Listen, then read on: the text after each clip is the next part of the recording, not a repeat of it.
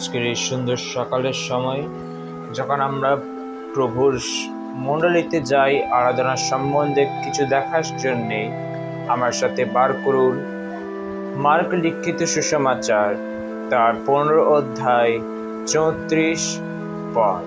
Mark লিখিত সুসমাচার তার 15 অধ্যায় 34 পদ। সেখানে এই প্রকার লেখা আছে, আর 9 ঘটিকার সময়ে যিশু উচ্চরবে ডাকিয়ে কহিলেন, এলোই এলোই লামা সবক্তানি। অনুবাদ করিলে ইহার অর্থ এই, ঈশ্বর আমার, তুমি কেন আমায় পরিত্যাগ করিয়েছ। ঈশ্বর তার পবিত্র বাক্যে দ্বারা সকলকে আশীর্বাদ করুক বা প্রভুর নাম গৌরবিত হোক।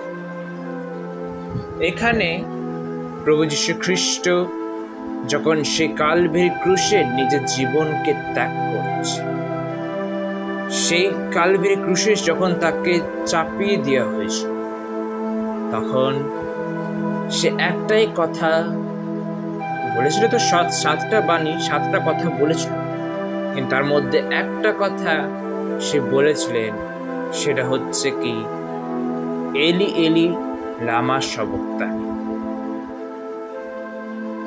আর যদি দেখা যায়, এই যে মার্ক লিখিত সুসমাচার তার 15 অধ্যায় 34 পদটি হলো সবচেয়ে গুরুত্বপূর্ণ পদ এই বই। এখানে প্রভু যীশু খ্রিস্ট একটা কথা বলতে চাইছে, হে আমার পিতা, তুমি কেন আমাকে পরিত্যাগ করেছো। হে আমার ঈশ্বর, তুমি কেন আমাকে পরিত্যাগ করেছো। তার মানে তাই এটাই বুঝাতে চাই কি, প্রভু যীশু সে কালভারি ক্রুশে যখন সে নিজের জীবন ত্যাগ করছিলেন, সেখানে পিতা ঈশ্বরও তাকে ছেড়ে দিয়েছিল।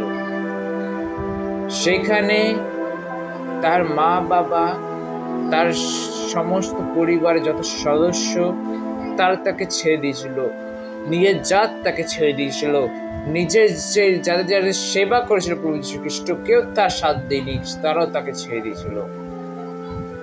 এমনকি দেখা যায় যে পিতা ঈশ্বরও তাকে ছেড়ে দিয়েছিল। কেন ছেড়ে দিয়েছিল? কারণ সে এত ব্যথা, এত দুঃখ, এত কষ্ট, এত যন্ত্রণা তার সে যে সয়েছিল, সেটা কেউ চাইছিল না যে কেউ তাকে এমনি দেখুক, কেউ তার সাথে থাকুক।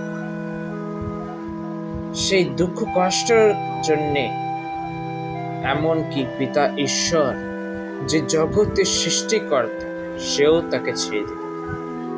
প্রভু যীশু খ্রিস্ট চাইলে এমন করে দিতে পারত যে পাপের নিমিত্তে, পাপের ক্ষমার জন্যে সেই কথা বলতে পারত। যদি কেউ পাপের ক্ষমা চাইতে আসতো, তাহলে যে কেউ পাপের ক্ষমা পেয়ে যেত, ক্ষমা সে করে দিত। কিন্তু ঈশ্বরের একমাত্র সন্তানও আছে, এটা পুরনো নিয়মে আমরা সেটা দেখতে পাই না। হ্যাঁ, ভবিষ্যৎবাণী আছে, কিন্তু সেই সন্তান কে, আর তার দ্বারা আমরা ক্ষমা কি করে পাই, এটা আমরা বুঝতে পারি না, তাই নয় কি? তাই বলে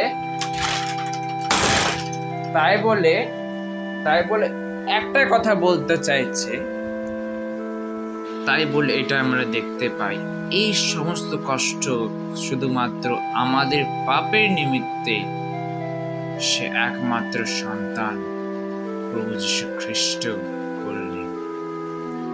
এই সুন্দর বাক্যের দ্বারা ঈশ্বরের নামে মহিমা হোক। সকলকে জয় যিশু।